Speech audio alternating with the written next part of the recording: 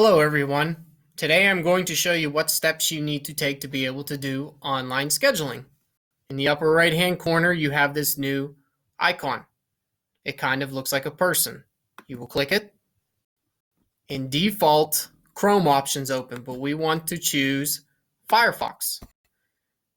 In Firefox we're going to pick the first Windows 10 option, which is Firefox 76.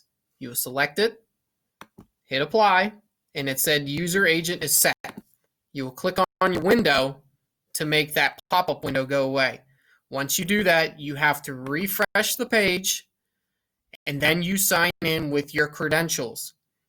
When you are done scheduling, make sure that you come back up here in the upper right-hand corner and you hit reset.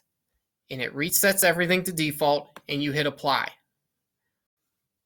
Thank you for watching this video and good luck scheduling.